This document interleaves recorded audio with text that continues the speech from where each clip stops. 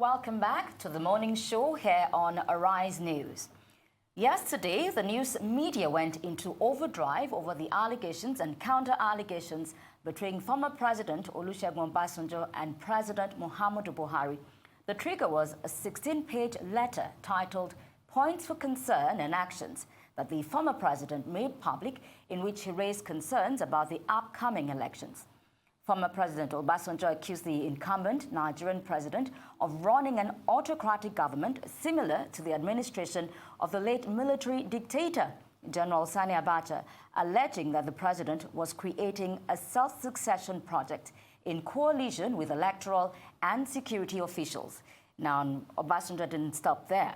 He also attacked President Buhari's fight against corruption, calling it a personal attack on the president's enemies, and claimed that the president had empowered Boko Haram through ransom payments.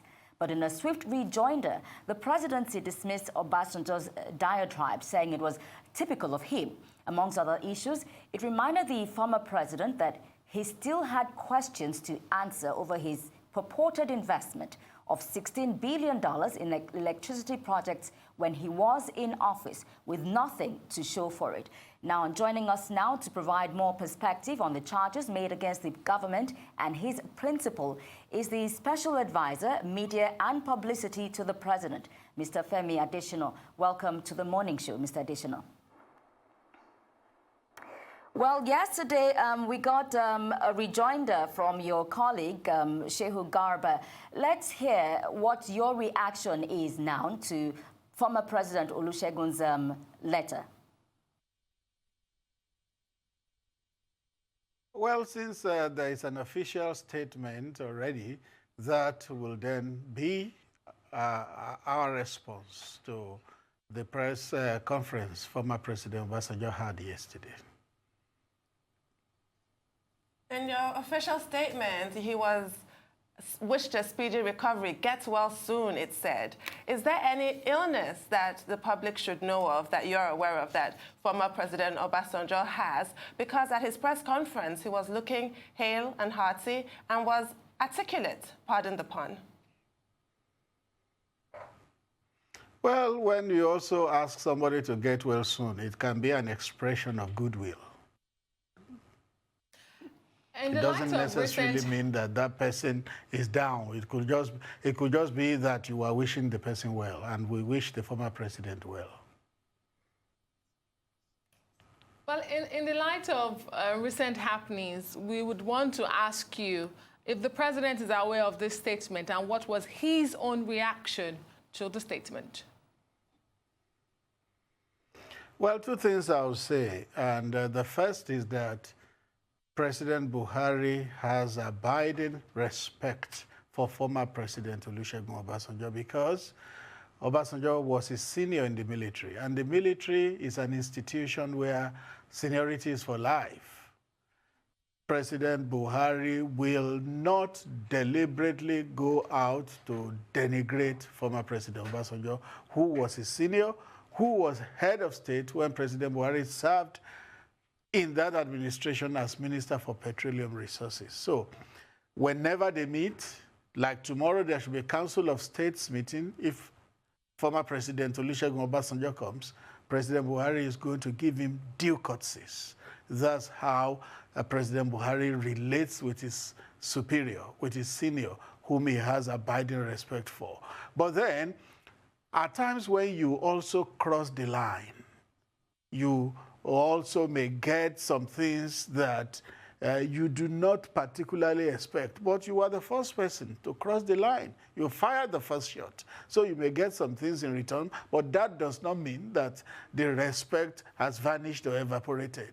The respect is still there. In light of this respect, President Buhari initially stated that he would not respond or join issues with former President Obasanjo.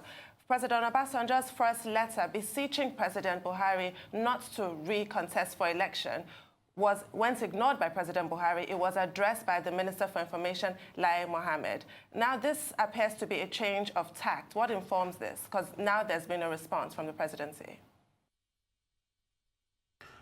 No, this is something that is very fundamental. The issues raised by Chief Olusegun Obasanjo are not what you can allow to fester with elections just some days away. You can't allow things like that to fester. And I'll say that what has come in terms of response is the initial one. There will likely be many more because what he said was multidimensional, and each issue is still going to be taken and responded to. Well, let's look at his allegations concerning INEC now, saying that INEC will be partial in the forthcoming elections. What do you have to say about that? Yes, I'm glad you just finished talking to a federal commissioner from INEC before I came on set now, and he and the spokesman for the INEC chairman are in pole position to respond to defend INEC. I don't speak for INEC, but what I can say generally is that Chief Obasanjo is not the person to talk about free and fair election. Before the 2007 elections, which was his exit election from office, he told the country that it was going to be a do-or-die election, and so it was. That election was reputed as possibly the worst in Africa, if not the world. So how can that person now be talking of free and fair elections? He said it would be a do-or-die election, and it was do-or-die. Even the beneficiary of that election, President Umaru Yar'Adua, God rest his soul, came out to say that the process that brought him into office was flawed. It was flawed. So how can the person who superintended over Africa's worst election, possibly the world's worst election, now be talking of free and fair election? It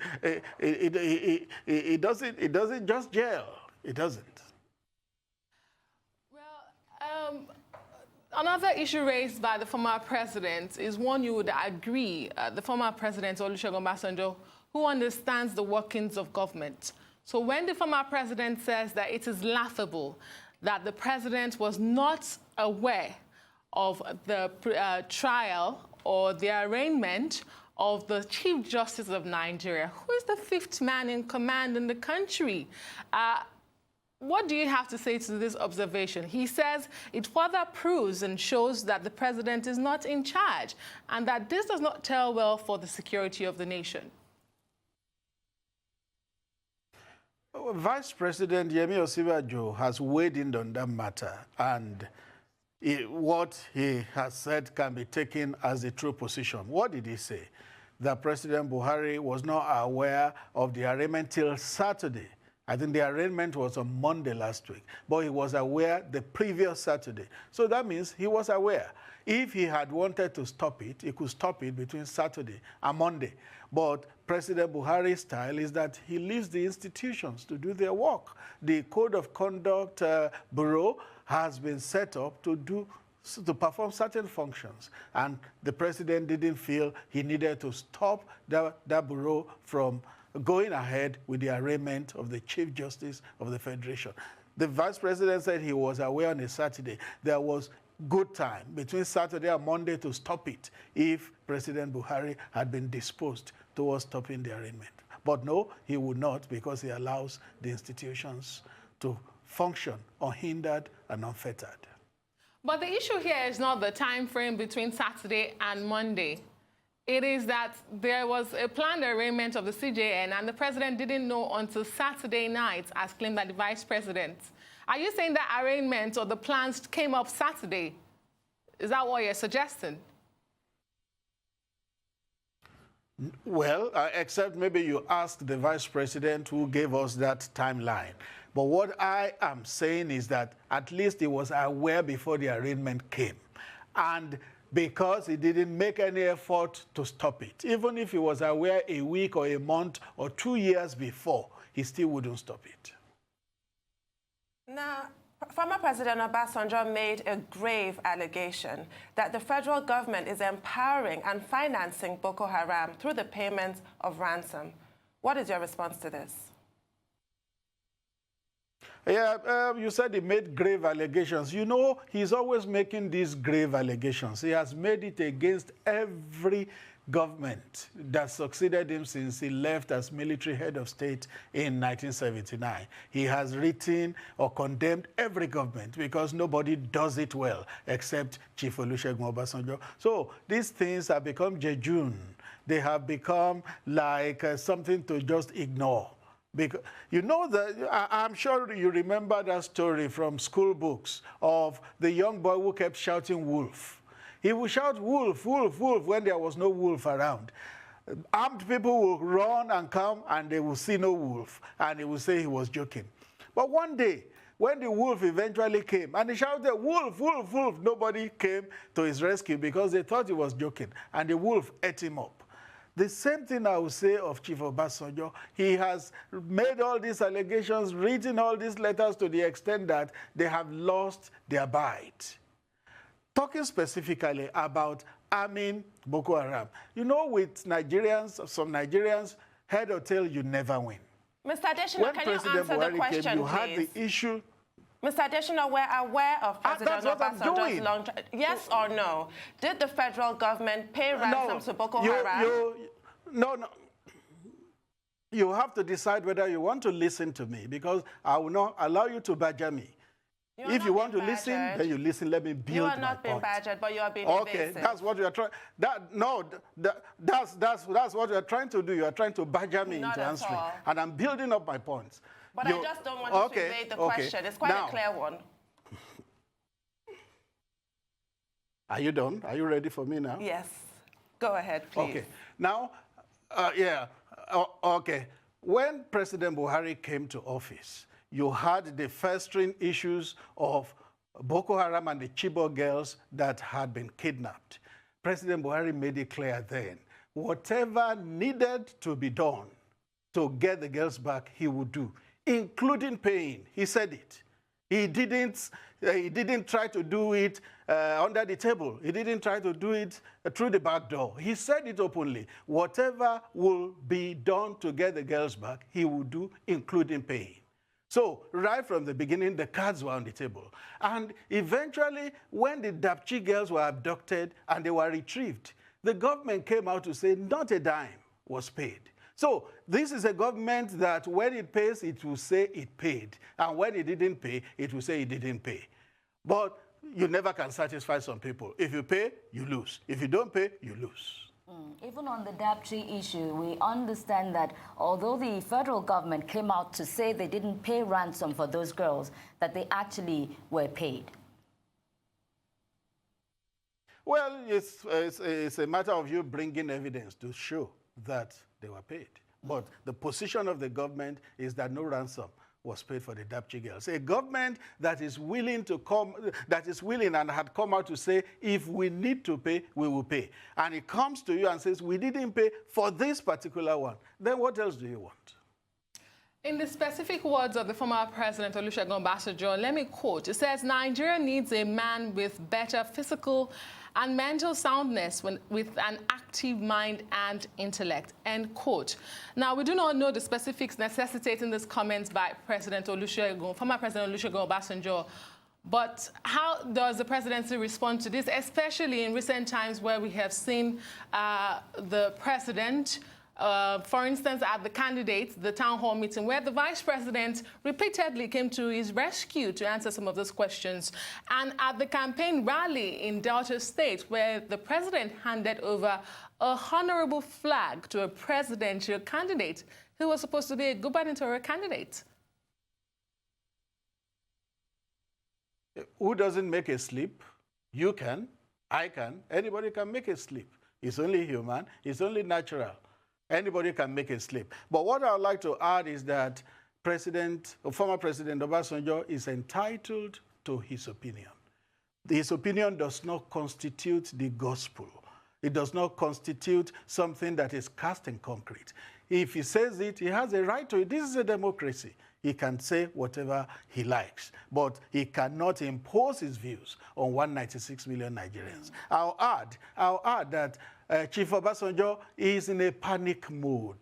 is in a panic mode. Exactly this month last year, he came out with his first letter urging President Buhari not to run for a second term. President Buhari has done what the Constitution allows him to do. He can run for a second term, and he is running. And he has started his campaigns. And President Obasanjo sees how from one stop to the other, the crowd is so massive to becoming unmanageable. And he says this man is going to run away with victory in this election. And because he's in a panic mode, that was why I came out with that statement yesterday. All right, Mr. Adeshina, about 2 weeks ago, what we heard in the news was that the president wasn't going to campaign and he was going to concentrate on governance. But we see that from last week, he has changed that. Can you tell us what informed that change from the president?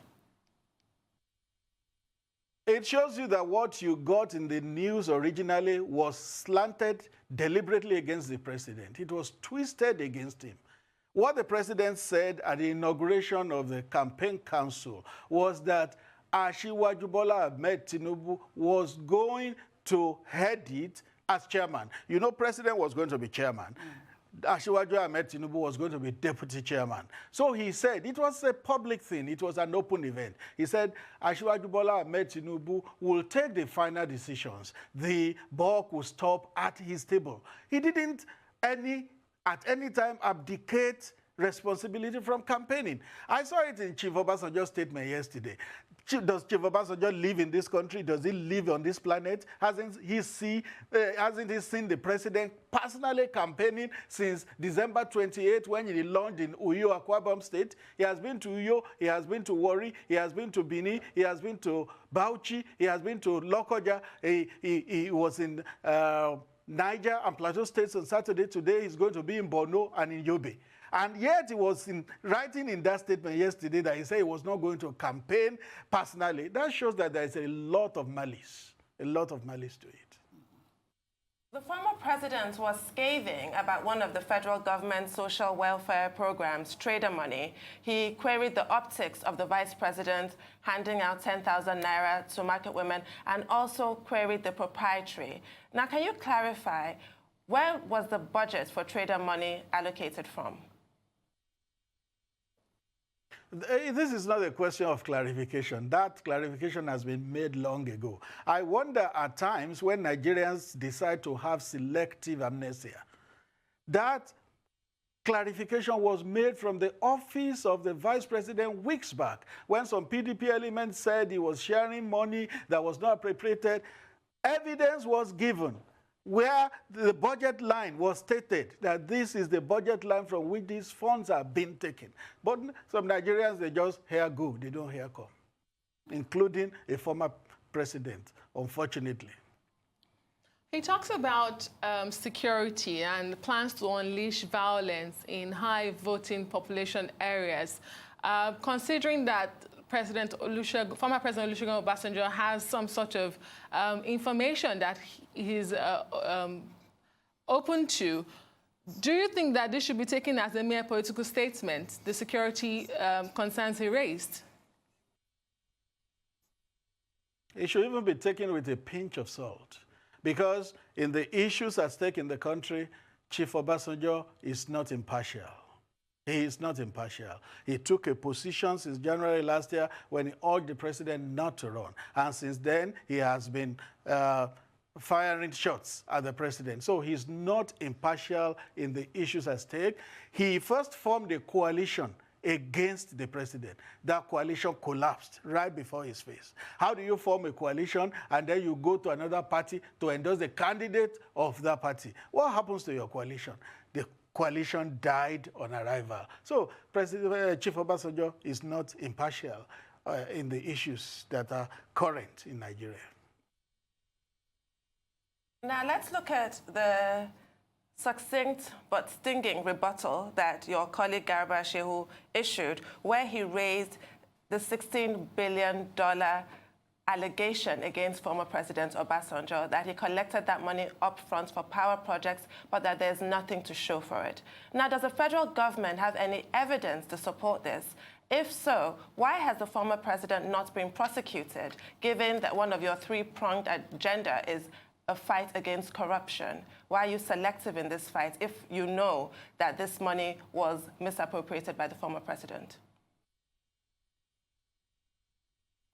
At times, discretion determines that you move forward on some issues and not backwards.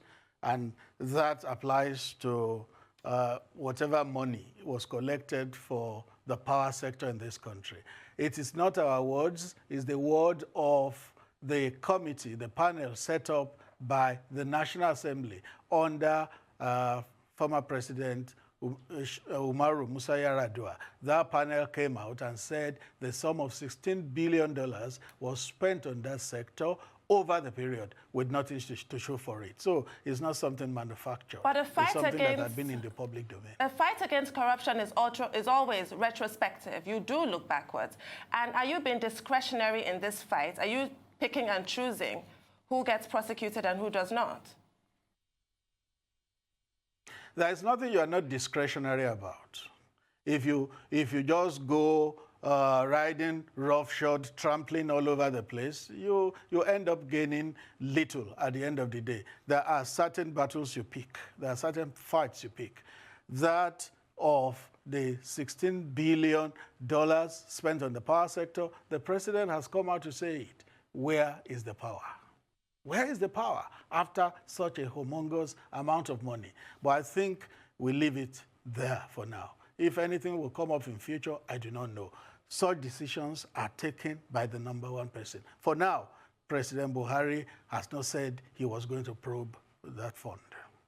Well, the throng of this letter was basically for Nigerians not to vote in President Buhari for a second term. Now, he opined that the Chief Justice of Nigeria saga was an attempt to intimidate the judiciary and by the executive to rig the coming elections. What do you have to say about that?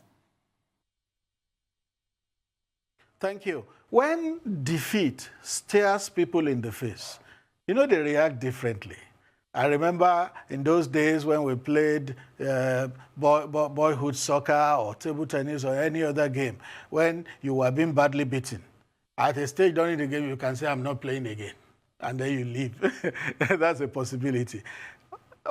Chief Obasanjo sees defeat ahead in the polls. Instead of raising up his hands in surrender, he has decided not to. Rather, he has gone into the panic mode. So he wants to incite Nigerians, not just Nigerians, and the international community against President Buhari. But it's a losing battle.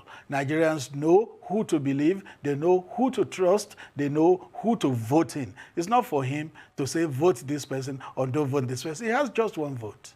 And he has the liberty to cast that vote whichever way he wants. What reasons does former President Olusegun Obasanjo have to fear the incumbent president? No, I didn't get that. What reasons, just as you said Chief Obasanjo is in fear of defeat. No, Chief Obasanjo is in fear of Buhari's second term. Why do you say he fears that? Yes, you know, Chief Obasanjo has been used to playing God in Nigeria. He's been used to playing God. Every administration that came after his own in 1979, he played God. He tried to lead them by the nose. He tried to direct them which way to go. But he met a different person in President Buhari. So he is now saying, rather than have this person that has refused to listen to me, to kowtow to me, rather than have him continue to be president, I'll work against him. He's been working against him since last year, and it's his democratic liberty. But it was not all knocks from the former president. I mean, he did say that Nigerians should appreciate the president for the little he has done so far. Do you still see the entire message and the messenger from a place of bitterness and jealousy, as you have described? We say thank you to him for whatever he has done, positive or negative. We say thank you to him, but what Nigerians are going to say in a couple of weeks at the polls is what matters more. I tell you, Chief Obasanjo is playing his last political game. He's going to be defeated, he's going to be worsted, he's going to be ridiculed, and he will have no voice again in this country after the elections. Now, to quote your rebuttal, President Muhammadu Buhari is working hard to improve on the records of elections he found in place. How so? Because another concession by Chief Obasanjo was that INEC is not complaining of funding, which is true and that is good, because by now, usually in every election we've had since 2003, Chairman of INEC by now is crying out for more funds. The issue now with INEC is credibility. How is President Muhammadu Buhari working to build on the electoral system that benefited him so greatly? We know what caused a logjam for INEC in terms of its budget. The National Assembly, when it should have been working to appropriate money for INEC, chose to it chose to go on a long recess. And it affected the budget for INEC. So it's not the government's fault. But INEC has also said that it may have been late, but it's not too late, that they will still achieve what they want to achieve. All right, we're going to have to leave it there. Femi Adeshina, Special Advisor on Media and Publicity to the President. Thank you for joining us this morning. Thank you very much. Well, it's time now for a short break on the morning show. When we return, we'll have the Arise News analyst, Emmanuel Efeni. He will join us with a review of top stories on today's newspapers. Do stay with us.